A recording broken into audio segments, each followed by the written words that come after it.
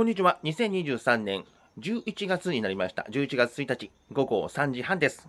特急便です。これから出発します。昨日クエストについて話しまして、その続きなんですけども、最近ではクエストを1週間またぎで全部やったからって言っても、すごく稼げるって感じではなくなってきましたよね。すごくつく場合もあるけども、そうじゃない時もあるし、全体としてはちょっと落ちてます。どうしてかっていうと、もう3年ぐらい前になったかな。東京の板橋区の高島平で、自転車配達員が夜無灯火で、雨だったそうですけども、とても急いでいて、人を引き殺してしまったということがあります。その時の反省として、ウーバー側では、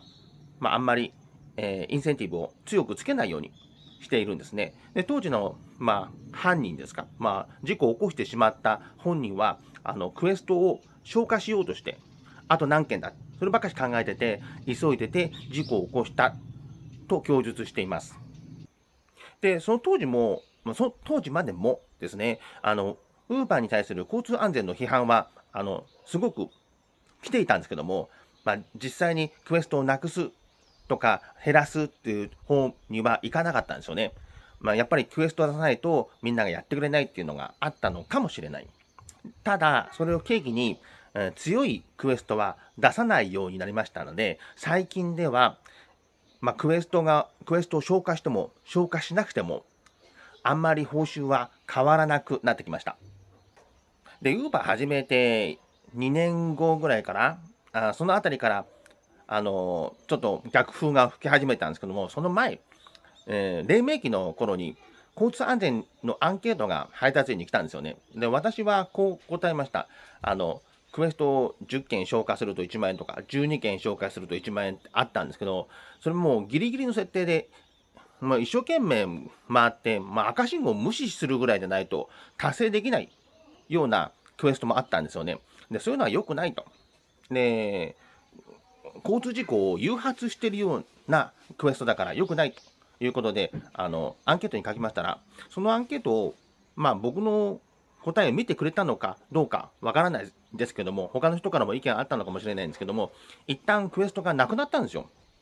2週間ぐらいなくなりました。ただその後やっぱりね、復活しました。クエストがないと人が集まらないっていうことだったと思います。で、そのクエストが、ずっと続きましたんで、みんな赤信号なんか無視してどんどんやるわけですよね。1年目から1年半ぐらいかな。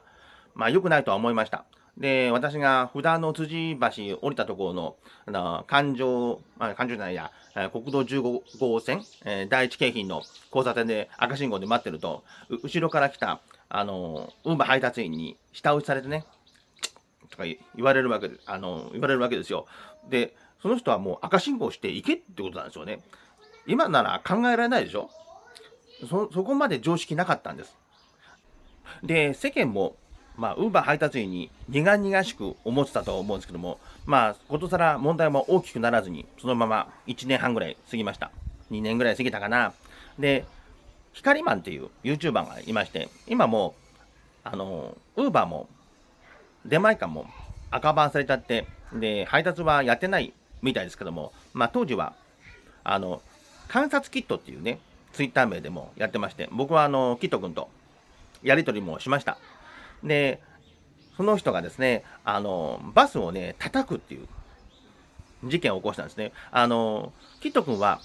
横断歩道の手前で待ってて、で、横断歩道、青信号になったら横断歩道側から出て、道を道路側に出ようと思ったみたいです。で、走行車線を後ろからバスがキット君を遮るようにぐわーって入ってきまして、無理やり止めたんですよね。で、逃げようと思えば逃げられるような、動画でしたけども、それしないで彼は無理やり入っていこうとしたんですね。それでバスと交錯したわけです。で、バスの運転手も頭きてましたね。ちんたら走ってるからこうなるんだよなんつってね、悪態ついたわけですね。で、キット君の方はキット君の方でね、面白くないから、それを動画に上げて、で、テレビ局にもう訴えててね。で、それが問題になったんですよ。悪徳運転手みたいにね。で、運転手は、契約解除されちゃったみたいで、ちょっとかわいそうだなとは思ったんだけども、で、キット君の方はキット君の方で、正論だと思ってますからね。で、それで、良かったんでしょう。ただ、世間の方は、何、ウーバー配達員がそんなこと言ってるんだって。ウーバー配達員だって、他でね、赤信号無視したり悪いことしてるじゃないかって。そこからボワーって火がついちゃって、まあ、ウーバーの方にどんどんクレームが来るわけです。で、ウーバーの方はちょっと困りまして、で、一般人向けのね、クレーム対応の窓口作ったりとか、いろいろやるわけですね。それともインセンティブ自体は、減らさずにずっとやってたんですけども、もう先ほど話した高島平の、交通事故の件があって、もう、ウーバーの方ちょっとお手上げ、もうやめましょうってことで、インセンティブ自体はやめないけども、ちょっと弱くしたわけです。ですので、今、配達員さんが一生懸命インセンティブやっても、あんまりやらなくても、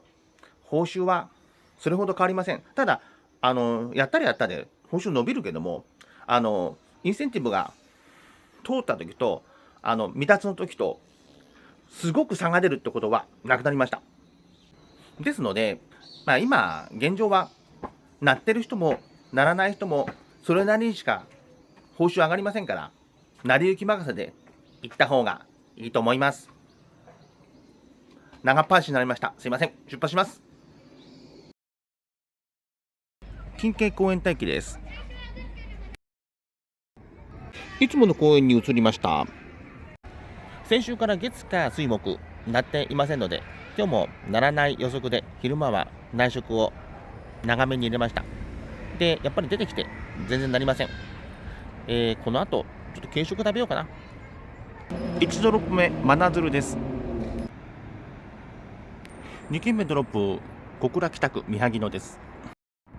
大手町滝です。